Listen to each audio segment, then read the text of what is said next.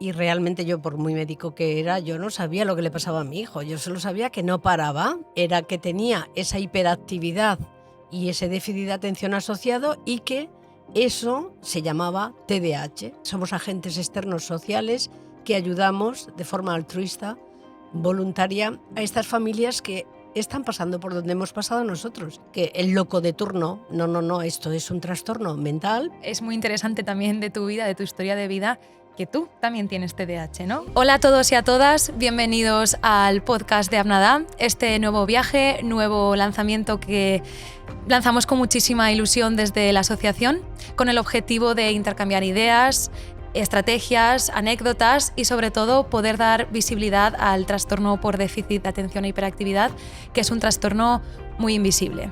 Yo soy Chiara Fabián, soy psicóloga clínica especializada en trastornos del neurodesarrollo y trabajo aquí en la asociación.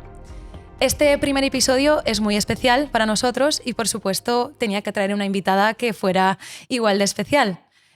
Está con nosotros hoy Concha Serrano. Ella es la presidenta de Abnadá, es una profesional excelente, es médico, pero siempre me gusta mucho destacar de ella que, aparte de excelente profesional, es una persona maravillosa, que cualquiera que está cerca de ella un tiempo se da cuenta que tiene mucho que decir, mucho conocimiento y se aprende muchísimo con ella. Entonces es un placer que haya venido hoy. Gracias por venir y bienvenida, Concha. Muchas gracias y bien hallado este proyecto tan maravilloso.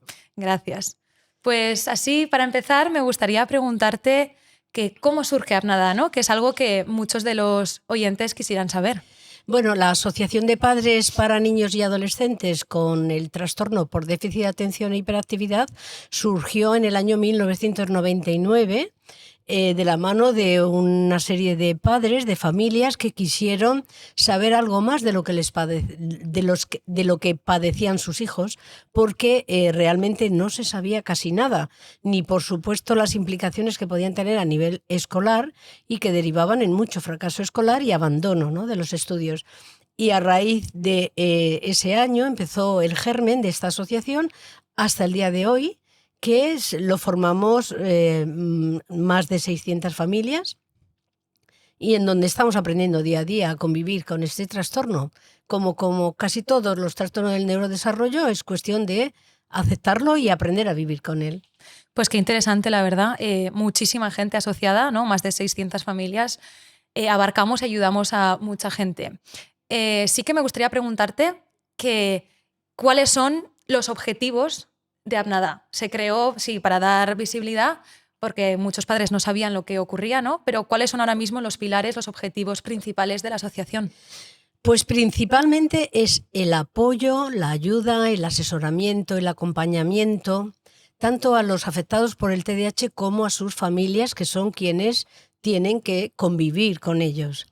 Evidentemente es una asociación de padres, pero es una asociación de padres que tenemos actividades dirigidas no solo a los padres para ese asesoramiento, esa ayuda y ese apoyo, sino también actividades dirigidas a los afectados por el TDAH para que aprendan aquellas habilidades sociales de las que el trastorno los tiene limitados.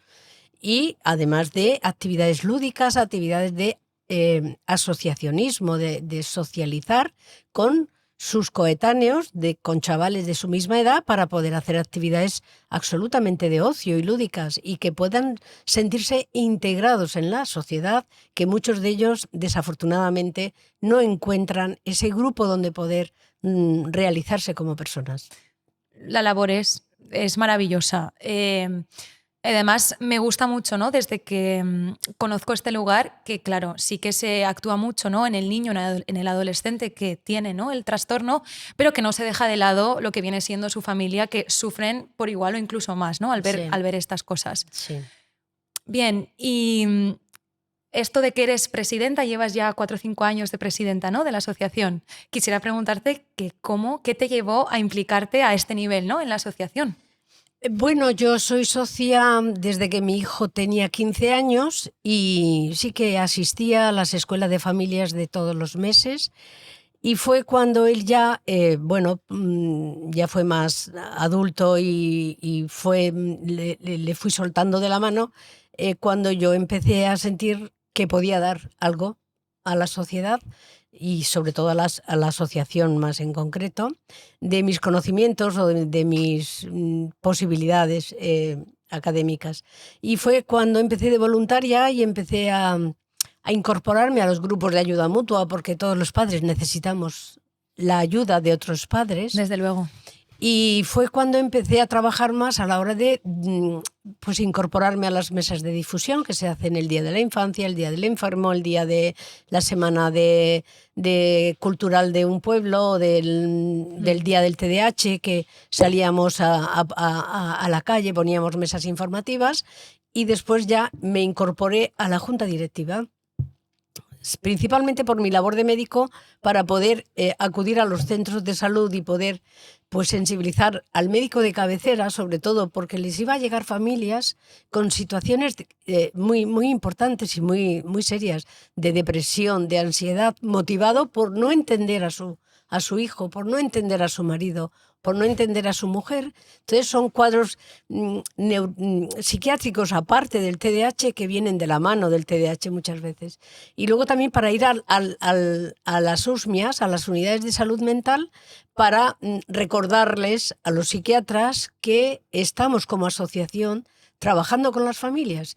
Entonces decirles que tienen un apoyo más, aparte del farmacológico y de la psicoterapia, nos tienen a nosotros como apoyo que no hace ninguna institución social, administrativa, política, sino que somos agentes externos sociales que ayudamos de forma altruista, voluntaria, a estas familias que están pasando por donde hemos pasado nosotros.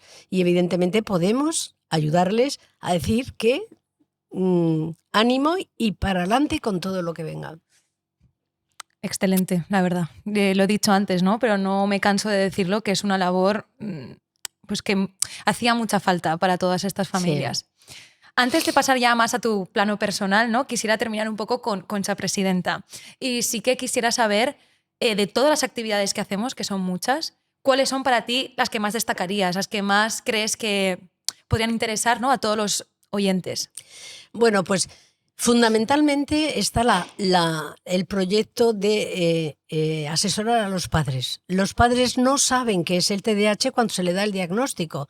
Se informan a través de redes sociales, a través de internet, pero realmente cuando le das información a través de una madre voluntaria, que es la primera actividad que hacemos, es el acogimiento familiar, se sienten más confortados, se sienten las familias más relajadas, piensan que sus hijos no son bichos raros, que no es que el loco de turno, no, esto es un trastorno mental, pero que se puede llevar perfectamente bien con todas las ayudas escolares que necesitan y posteriormente las ayudas laborales que también necesitan en los puestos de trabajo.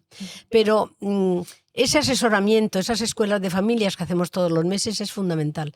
Y luego a nivel de adolescentes es muy importante que el adolescente se sienta incorporado a la sociedad, se sienta integrante, se sienta parte de esa ciudad, y a través de la actividad que hacemos los sábados del grupo de amigos adolescentes encuentran un punto de encuentro de ellos, donde salen al cine, salen a hacer excursiones, actividades en el campo, en la playa, en la piscina, y socializan entre ellos y además aprenden a saber qué es el TDAH porque lo ven en el otro. Claro. Ellos no se ven a sí mismos como un niño hiperactivo, si se ven movidos, no se ven con tanto déficit de atención como cuando encuentran en el otro que está a su lado ese déficit de atención, que te estoy llamando y no me haces caso, que te estoy diciendo esto y no atiendes. Es que a mí me pasa lo mismo. Entonces aprenden a través de la otra persona.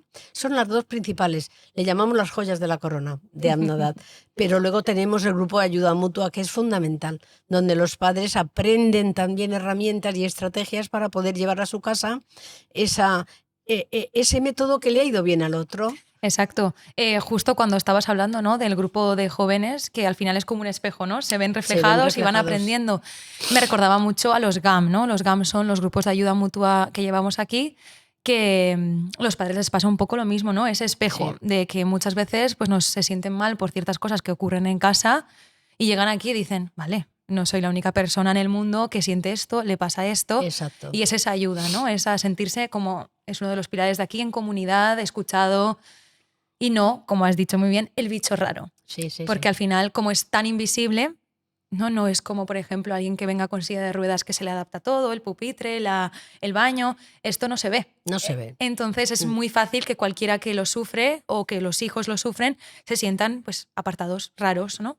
Sí, Entonces, pues sí, me gustan esas dos joyas de la corona, como tú has las dicho. joyas de la corona. Pues pasamos ahora un poco Concha persona, ¿vale? Has comentado que tienes un hijo con TDAH. Ujú. Me gustaría saber cómo surgió esto del diagnóstico suyo y, bueno, un poco todo esto. Pues mi hijo lo adopté en Rusia Ujú. y ya vino con 3 años y realmente yo, por muy médico que era, yo no sabía lo que le pasaba a mi hijo. Yo solo sabía que no paraba, Muy inquieto. no se estaba quieto ni a la hora de cenar ni de comer, jugaba con cualquier cosa. Sí que es verdad que vino con un trastorno del lenguaje. Yo pensaba que era porque había nacido en Rusia, pero evidentemente pasó el tiempo, no terminaba de hablar y le diagnosticaron, lo primero que le diagnosticaron fue trastorno del desarrollo del lenguaje. Con ello me dijeron que efectivamente iba a tardar en leer, iba a tardar en hablar, pero que al final pues hablaría más o menos. Pero lo que después me dijeron era que tenía esa hiperactividad y ese déficit de atención asociado y que eso se llamaba TDAH. En medicina, cuando yo estudié, pues eso no se estudiaba.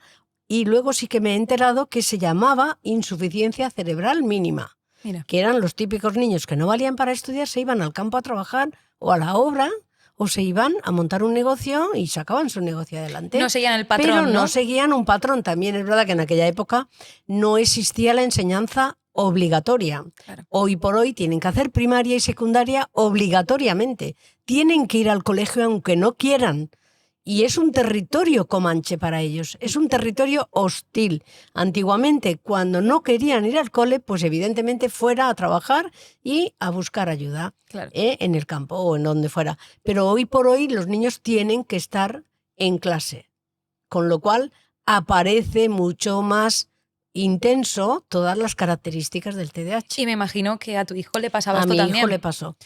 No quería ir al cole, intentó escaparse más de una vez y bueno, al final consiguió sacar el graduado, pero a través de la formación profesional básica, que es un cortocircuito de la enseñanza obligatoria que le permitía ir a la enseñanza de formación profesional. Y Vale. cuando ya encuentran lo que les gusta, como a mi hijo que le gustaba la electricidad, pues empezó a motivarse. Empezó a levantarse a tiempo para ir a clase, empezó a tener ilusión para ir fue un año y perfecto. Pero claro, ahora viene la parte laboral. En la parte laboral, pues claro, les cuesta muchas veces cumplir las normas internas, les cuesta entender, ¿no?, que lo que diga el jefe es lo que va a misa. Tiene Claro. que ser lo que diga el jefe y lo que diga el superior, Claro. no lo que tú consideres que es correcto. Totalmente. Entonces, a veces su TDAH le hace no aceptar esa voluntad y llevar la contraria, con lo cual Sí que hay problemas. me gustaría frenarte un segundo porque has comentado una cosa muy interesante que muchos padres y muchas madres que vienen aquí les preocupa. El hecho, ¿no?, cuando sobre todo ya son adolescentes sus hijos, el futuro, ¿no? ¿Qué va a pasar con mi hijo si suspende todas en clase, la FP tampoco le va bien, no consigo que nada funcione, ¿no?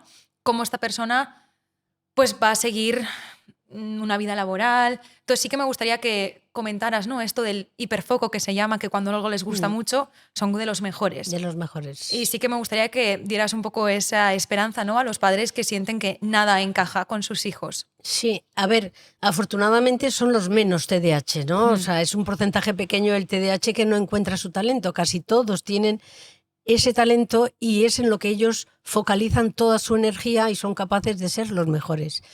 Sin duda que hay estrategias escolares para que si no consigues el graduado escolar de una manera, lo consigas de otra, sin duda. Y sin duda que en la FP, cuando encuentran aquello que les gusta, les dan facilidades y si no lo pueden sacar en 2 años, lo sacan en 3 para que puedan realmente tener una profesionalidad. Si no son capaces de sacarse el FP, existen certificados de profesionalidad que lo hacen cursos de formación empresas privadas que dan estos cursos de formación se llaman certificados de profesionalidad, en donde ellos pueden conseguir obtener el título que les permita trabajar. Claro. O sea, hay varias salidas, Hay ¿no? salidas. No hay un solo molde No, que si hay no que pasa de encontrar ahí. lo que a ellos les gusta. Sin duda que un TDAH trabajando en algo que no les guste, no lo va a dejar, funcionar. inmediatamente. Tiene que ser algo que le motive, que le fascine, que le entusiasme, y va a ser el mejor. Si llega tarde, que tengan el jefe presente que no le va a importar irse 1 hora o 2 más tarde. Claro.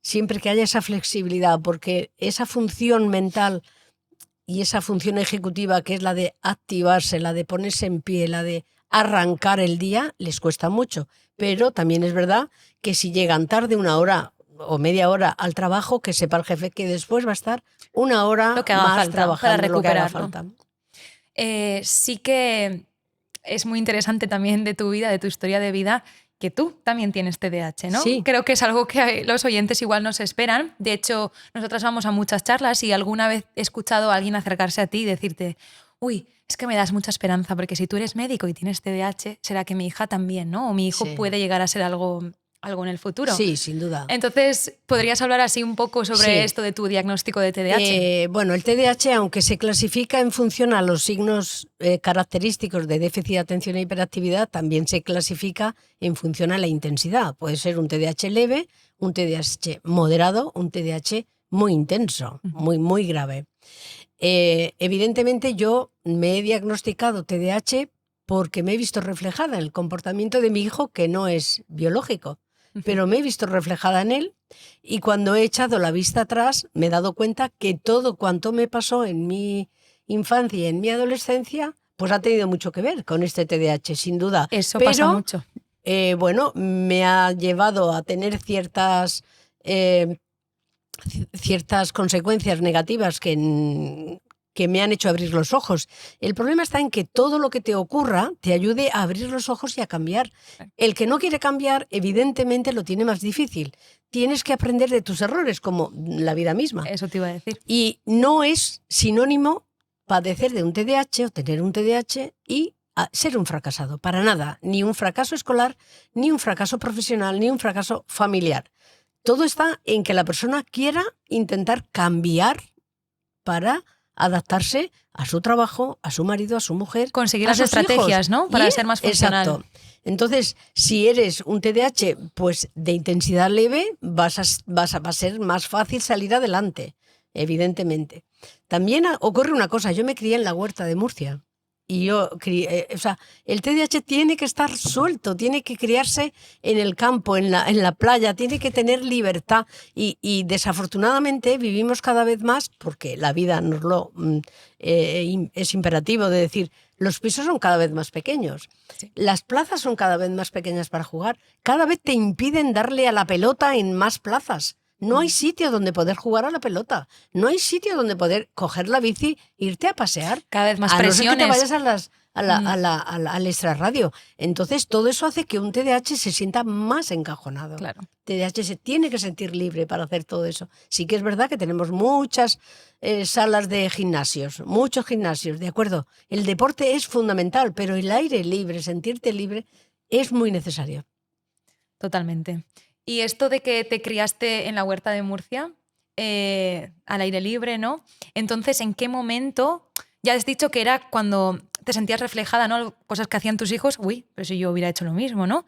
Y no sé si puedes contar quizás alguna anécdota en algún momento de tu vida que tú hayas dicho, vale, sí. Aquí es cuando me empecé a dar cuenta, o esto sí. me pasaba porque tenía TDAH. Sí, pues yo en la adolescencia yo era la chivata de mis grupos de amigas, entonces no querían contarme nada, pero yo no sabía por qué. O sea, me dejaban de lado, yo sí que sabía que me decían algo y yo lo soltaba enseguida, pero no sabía por qué, yo no tenía filtro. Oye, que fulanita, que menganita, que no sé qué, pues yo iba y lo cotorreaba, lo soltaba todo.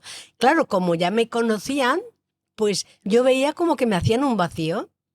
Claro. Me hacían el vacío de decir, no, que está... Allí en Murcia me llamaban por Conchita. Esta Conchita, que no. Entonces, y ya era yo suficientemente mayor hasta que me di cuenta que alguien, no sé si alguna amiga me dijo, es que tú vas y lo sueltas todo. Y ahí ya fui consciente de la necesidad de filtrar la información que das a ciertas personas. Claro. Pero claro, tienes que darte cuenta de que tienes que filtrar lo que dices. Cuidado con lo que dices. Piensa antes de hablar, porque te vas a quedar sin amigas. Claro. Y eso hasta bien metida la edad adulto joven no me di cuenta de que yo era así de bocazas. Claro.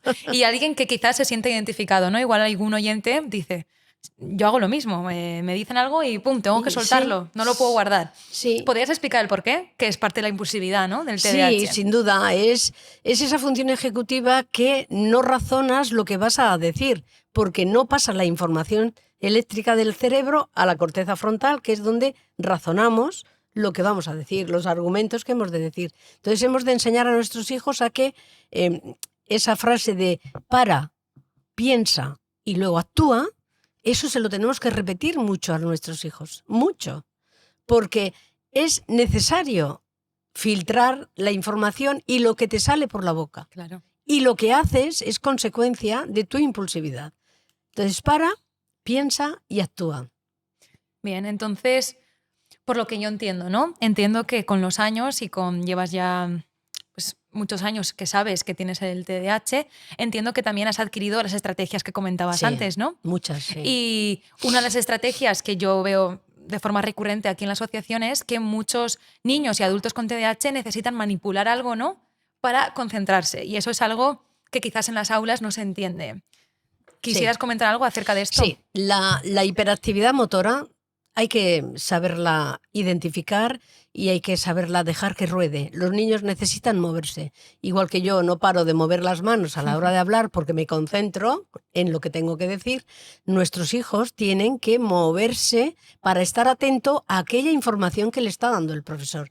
Entonces muchos de ellos se ponen a morder un bolígrafo, un lápiz, se muerden el puño del suéter, se muerden el cuello, se muerden, empiezan a levantarse, a torcerse en la silla, a estar que se caen, que no se caen, a ponerse sobre dos patas en la silla. Necesitan moverse, entre otras cosas, porque se concentran más. Ellos saben que moviéndose se concentran, pero no son conscientes de ello. Entonces, desde la asociación tenemos que sensibilizar a todos los docentes. Exacto. A decirles, por favor, saber interpretar que ese niño necesita moverse, que cada 10, 15, 20 minutos necesitas mandarlo a secretaría a por un taco de folios, o a por unas tizas, o a por un borrador de la pizarra. Tienes que mandarle algo para que él, es en ese momento en que ves que está retorciéndose en la silla y que se va a caer, bájate y dile a la secretaria que suba. Sí, validar el movimiento. Validar. De hecho, hablando. en algunas aulas ponen una cinta elástica entre las patas de la silla para que el niño esté moviendo esa cinta elástica. O un cojín tipo de pilates pequeñito y el niño se está moviendo. Claro que todos los niños de clase querrán el cojín, Claro. evidentemente, pero este niño que necesita seguir moviéndose es interesante que los docentes lo sepan y muchos de ellos ya lo saben, porque hemos ido a muchos coles. Justo eso iba a comentar, ¿no? Ya que estamos hablando, ¿no?, de Abnadá y este primer episodio era un poco para dar a conocer a Abnadá y tú como presidenta, la importancia que, aparte de todas las cosas que hemos comentado, del grupo de ayuda mutua, de un café para escuchar, ¿no?, que pueden venir aquí a hablar, sensibilizamos muchísimo en coles. Vamos a hablar con monitores de comedor, con docentes, incluso con alumnado. En el AMPA. A los padres del AMPA. Entonces, una vez más, ¿no?, la importancia de Abnadá con muchas cosas, pero también con la visibilidad del trastorno. Pues ya para cerrar, Concha, quisiera preguntarte que ¿cómo ves Abnadá en un futuro? Bueno, pues Abnadá tiene muchos propósitos. Yo quisiera decir una cosa antes y dirigida sobre todo a los padres que cuyo hijo acaba de ser diagnosticado. Y si no es diagnosticado, vale también para cualquier otro. Hemos de dejar salir a nuestro hijo ideal y hemos de aprender a abrir la puerta a nuestro hijo real. Y ahora me estoy emocionando. Yo también. Nuestro hijo real, que es tal y como es. Y en esta asociación de padres vamos a ayudar a que eso se consiga, a que esos padres que tienen idealizado a su hijo, que tomen tierra, que toquen tierra y que abran la puerta al hijo real que tienen en la habitación de su casa. Eso es importante. Como proyectos futuros de la asociación, pues el más inmediato es que todos los docentes apliquen la ley de inclusión educativa. Ese es el más inmediato. Desde luego. El siguiente es que todas las enseñanzas para sacar el certificado de profesionalidad también asuman la necesidad de que nuestros chavales tienen que tener una enseñanza adaptada, mucho más manipulativa, menos teórica. No quieren tanto texto, quieren prácticas. Y como muy futuro, que ahora se nos antoja difícil, las grandes empresas, si la prevalencia del TDAH es de un 6,8% en la población infantil y juvenil y un 3,2% en los adultos, las grandes empresas tienen que estar llenas de adultos con TDAH. Y necesitan los jefes saber que ese trastorno no es invalidante, para nada. Tiene sus problemas de compañerismo, de aceptar normas, de aceptar horarios, pero de todo eso, entendiendo esa necesidad que tiene cada uno, consiguen salir adelante y que esta gente, estos adultos con este TDAH, que puede llegar a ser leve, moderado o grave, como os he dicho antes, pues puedan insertarse laboralmente y poder formar una familia y pagarse su alquiler y las necesidades diarias que lleva la vida misma. Así es, así es. Y Concha, ya última pregunta que te hago. ¿Qué quisieras decirle a los oyentes, ¿no? A alguien que esté ya diagnosticado de TDAH o que esté en proceso con sospechas de TDAH? ¿Quisieras enviarle un mensaje? Bueno, pues aquí estamos en el barrio de Patrais, de Valencia.